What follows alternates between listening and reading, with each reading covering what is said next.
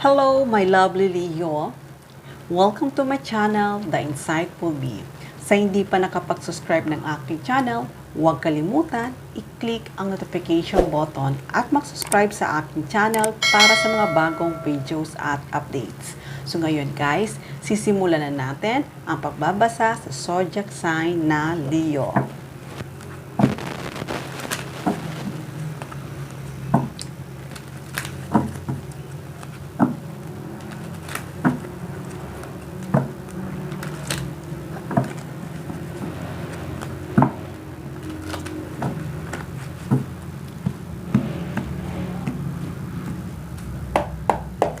Okay, Leo.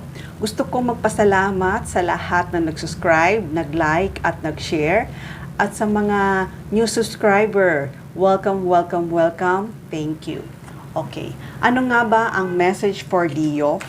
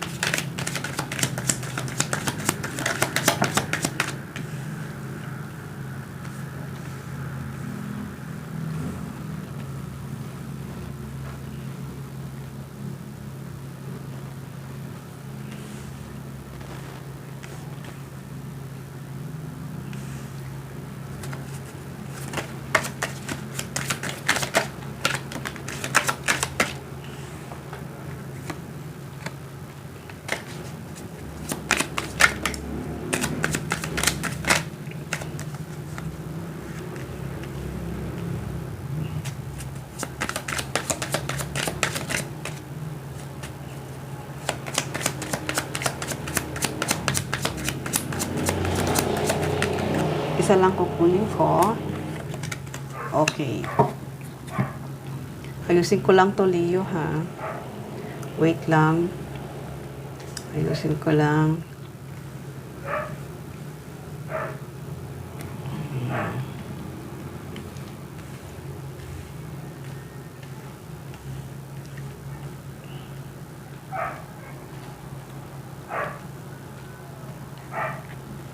Okay, Leo. Bottom of the deck, 9 of Wands. Okay, Leo. Nakikita ko dito ay may isang tao na talagang kahit ano ang mangyari, kahit ano pa ang challenge o trial ang dumarating para sa kanya, kahit nasasaktan siya sa mga nangyayari sa ngayon, pero nakikita ko ay hindi siya mag-give up. Hindi siya mag-give up dahil alam niya na makukuha niya ang justice. Hindi siya mag-give up kahit na ano pang trials ang dumating sa buhay niya. Kasi naniniwala siya na itong mga ginagawa niya ay makikita niya rin na may kasagutan. Makukuha niya rin yung justice. Kaya Leo, nakikita ko na may isang tao na magta-travel papunta para sa iyo. Itong tao na to ay magkalayo kayong dalawa. Maaring magkaiba ang country nyo or magka-distance kayong nito. Itong tao na to na hindi siya mag-give up ay itutuloy pa rin niya ang pinaplano niya para sa'yo. Kaya, Leo, kung mayroon kang karelasyon nasa ibang lugar o magkalayo kayo, itong tao na to ay handa na to na pumunta sa iyo at aminin ang totoong nararamdaman niya. Itong tao na to ay napaka-mature nito. Itong tao na to ay mabait, mapagmahal, at hindi to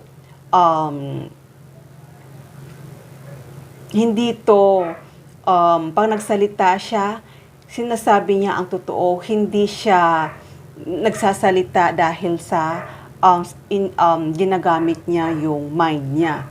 Pag nagsalita siya, ito ay galing sa puso niya. Kaya Leo, itong tao na to na gustong mag-travel papunta sa'yo at mag-offer sa'yo ay talagang napaka-emotional nito. Napaka-emotional, napaka-sensitive itong tao na to. Talaga pag nagsabi talaga siya ay totoo. Kasi nga talagang mahal na mahal ka nito. Nakikita ko, Leo, na itong tao na to ay talagang ito yung partner mo, ka-mutual mo. Ito talagang tao na to ang couple partner mo. Ang ibig kong sabihin, siya talaga ang taong para sa'yo. Kaya Leo, kung iniisip mong itong tao na to ay siya na ba talaga ang true love mo? Oo, siya na talaga ang true love mo. Kasi nakikita ko naman, Leo, na itong pagsasama niyong dalawa ay isang long-term relationship. Maganda ito.